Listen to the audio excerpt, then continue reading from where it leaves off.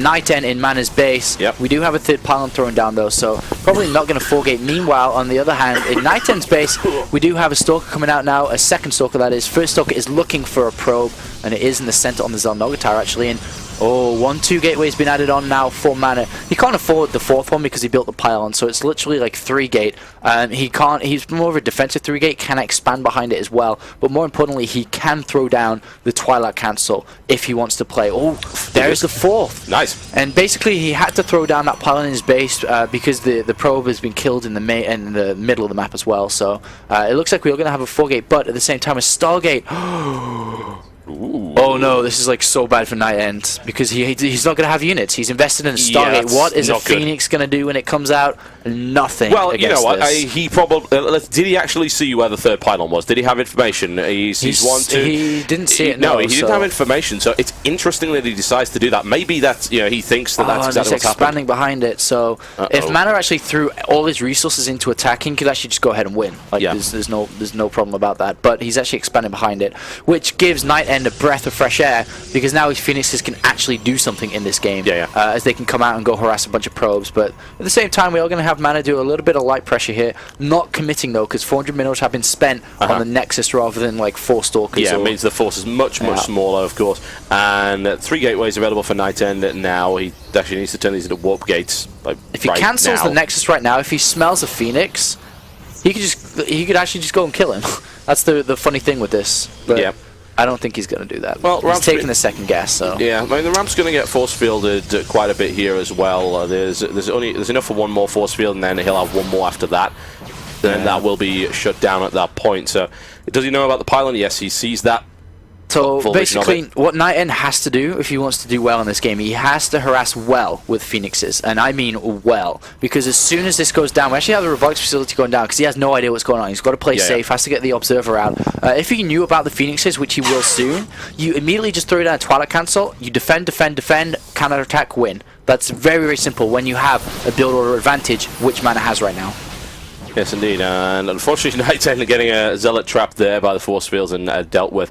But MaNa's just going to keep poking and prodding, and the Phoenixes, I like the decision by NightEnD not to show the Phoenixes yet, holding them on until he's got a sufficient number to actually do something useful.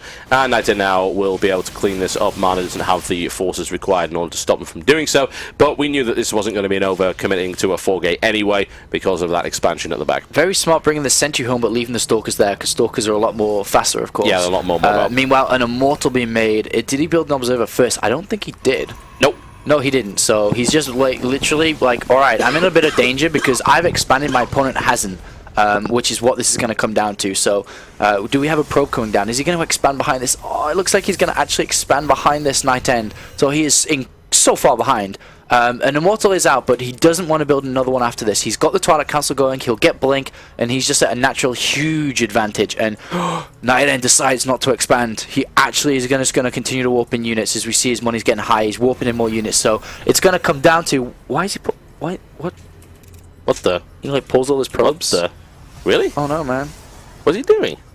Oh, that's weird. I don't know why he's doing that. That's weird because he's got more than enough to actually defend against this right now. I mean, is it because he smells the Phoenix? He wants to move them all the way there so they can defend one location? Right? Even then, it doesn't make a lot of sense because he has oversaturated that mineral line by a fairly significant amount. So a single Zealot's going to go find no expansion. I don't know. It's weird because he could have done okay there down the bottom. But the Phoenixes do have a lot of energy now. But anyway, it's okay.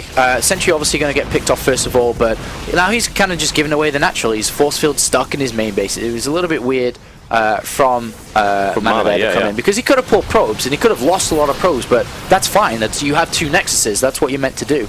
Meanwhile, there is a Zealot in the main base or the main mineral line of NightEnD, sorry, from MaNa. So pretty good there. But the natural's gone down. He's just like giving it away.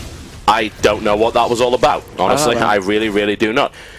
So let's see what's going to happen. I mean, NightEnD is currently on 3 gateways, and MaNa's on 4. MaNa is currently supply blocked as well, quite heavily pylon blocked. In fact, that's going to take a while to release.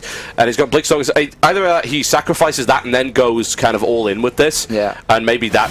But I just don't see the point in sacrificing so many units there. So many Zealots here. Blink is not ready either, so a lot of damage being done. Phoenix is picking up a bunch of Stalkers, and Blink's about to finish. He has to micro like a god, and this is going to be hard. It's going to have to be very good. The Immortal's just fallen now as well, so reinforcements from MaNa can now come in. Well, actually, no, he's warped in, so he's going to have to wait a little bit longer. Chrono Boost is not available either, because, of course, he lost that Nexus.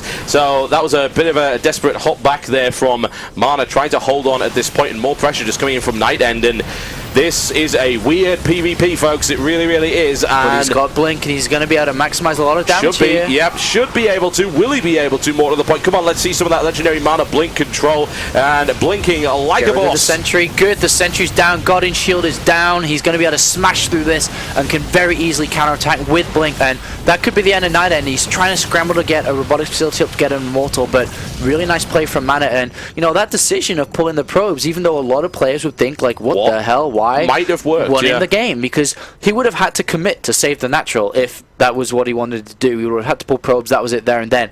But realizing, well, if I just defend and hold in my main until Blink is done, then I can just do this, what we're seeing now. So, you know, that could have been genius right there by MaNa, and it very well paid off, because he's expanding by himself, but with Blink, he's got so much mobility. He's going to catch all these Zealots and even the Phoenix off guard as well.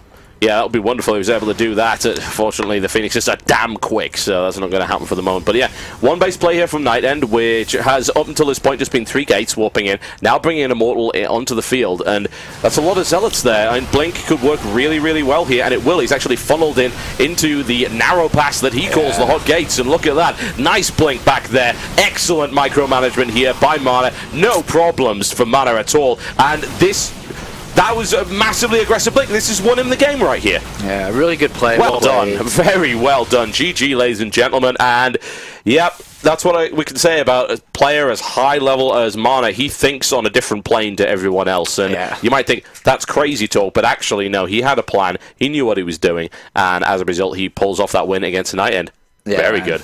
That was good. That was impressive to see once again, and I actually haven't seen that before either. I wouldn't even thought about that myself. No, I've never seen anyone pull everything off there, like deliberately sacrificing the natural Nexus, but saving the probes, so he can rebuild behind it. He's oversaturated, but not by a huge amount, and then he's got takes some a lot of probes balls to do that, man. Yeah, no kidding. It takes a lot. It's like here, to have do this Nexus in the spirit of the season, and then of course comes back with the Blink, and knowing that his opponent couldn't have really had Blink at the same time because he'd also gone for Stargate and it was still on one base. So there you go.